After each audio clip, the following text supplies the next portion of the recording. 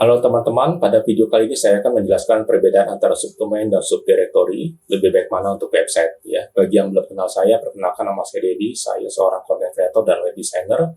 Nah, kalau teman-teman ingin mengenal saya lebih jauh, silahkan klik link bio saya di deskripsi ya. Oke teman-teman, tanpa membuang waktu lagi, kita langsung saja ya. Masih banyak orang yang bingung dengan penggunaan subdomain versus subdirectory, terutama untuk SEO ya. Sebenarnya apa dan mengapa perbedaan keduanya ini begitu berpengaruh pada SEO. Di video ini saya akan membahas apa saja perbedaan antara subdomain dan subdirectory yang memberikan user experience berbeda dalam sebuah situs web ya.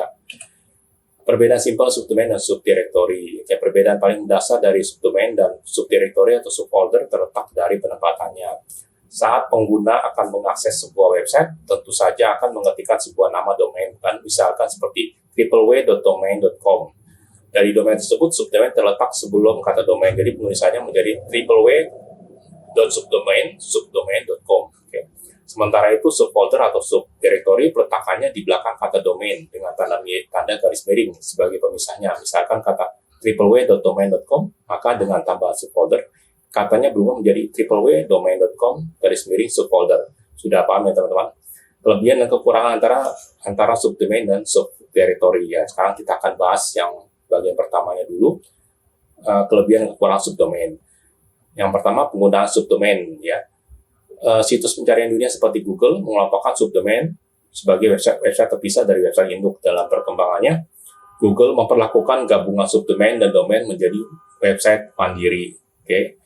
Kelebihannya, secara umum, kelebihan dari subdomain ini, secara umum SEO subdomain memiliki fungsi untuk memecah sebuah situs website menjadi beberapa bagian. Dengan kata lain, Anda bisa membuat halaman baru atau website dan bisa tetap menggunakan nama domain yang sama. Anda bisa menambahkan banyak subdomain dengan sebuah nama domain. Jadi ini bisa menghemat pengeluaran daripada harus mengembangkan website baru yang berbeda domain. Alasan penggunaan lainnya adalah karena Google sendiri menganggap subdomain sebagai salah satu website terpisah. Dengan demikian, Google juga akan mengumpulkan hasil pencarian tetap berdasarkan domain. Artinya, jika kita punya 5 subdomain dan seluruh website dengan subdomain tersebut ramai, Google akan menggabungkan seluruh hasil pencarian dengan domain utama. Ya. Terus kekurangan dari subdomain ini apa? Salah satu kekurangan subdomain adalah Anda harus optimasi SEO setiap subdomain yang sudah Anda buat. Akibatnya perlu adanya pengecekan satu persatu pada website tersebut. Jika kita memiliki terlalu banyak website dengan subdomain berbeda, maka waktu untuk mengoptimalkan website jadi lebih lama. Penggunaan subdomain yang terlalu banyak juga kurang efektif jika perangkat yang kita gunakan tidak memadai. Alasan utamanya adalah karena subdomain ini bisa mempengaruhi kinerja hosting. Semakin banyak subdomain, semakin banyak pula ruang operasi untuk menjalankannya. Ya. Kemudian yang berikutnya ada kelebihan dan kekurangan subdirectory ya.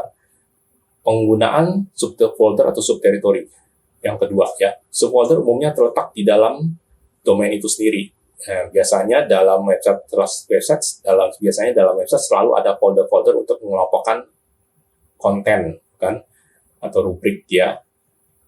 Nah, misalnya untuk halaman FAQ, beranda, blog, informasi kontak dan lain sebagainya. Nah, itulah yang disebut subfolder ya. Kemudian kelebihan dari penggunaan subfolder atau subdirectory ini apa ya? Hanya terdapat 2 alasan umum mengapa orang lebih memilih subfolder. Pertama, adanya alamat link atau URL yang berbeda dari domain utama. Ini akan memudahkan pengguna untuk mengakses halaman tujuan dengan lebih cepat. Kedua, Anda tidak perlu menerapkan SEO dari awal. Penggunaan subfolder akan mengikuti domain utama. Ketika domain utama memiliki penilaian yang baik, maka subfolder juga akan mengikuti. Ya. Yang berikutnya, kekurangan dari subdirectory atau subfolder ini apa? Umumnya, Google jarang merekomendasikan halaman dalam subfolder ke dalam papan pencarian teratas. Artinya pengunjung harus benar-benar mengunjungi website dengan domain utama. Setelah itu, pengunjung baru bisa mengakses halaman subfolder. Selain itu, jumlah kunjungan dengan menggunakan subfolder juga akan berbeda daripada penggunaan subdomain. Karena sifatnya terpisah dengan domain utama. Website dengan domain akan mendapatkan skor, sedangkan halaman subfolder tidak demikian. Keterbacaan oleh Google hanya akan terjadi sekali saat pengunjung mengaksesnya melalui domain utama. Jadi pertimbangan matangnya memang harus kita ambil sebelum memilih antara subdomain versus subdirectory. Keduanya memiliki kelebihan dan kekurangan pada saat yang sama. Menurut teman-teman, subdomain versus subdirectory mana yang lebih baik? Ya, apakah teman-teman ingin membandingkan keduanya secara nyata? Coba satu persatu dan simpulkan sendiri pendapat teman-teman tentang keduanya. Terima kasih teman-teman sudah menonton video perbedaan subdomain dengan subdirectory dan lebih baik mana untuk website. Semoga video ini bermanfaat. Kalau teman-teman punya kritik, saran, atau ide terbaik agar video saya lebih baik ke depannya, silakan ketik di kolom komentar ya. Oke teman-teman, jangan lupa juga untuk subscribe, like, komen, dan share bila teman-teman menyukai video saya. Sampai jumpa lagi di video saya berikutnya.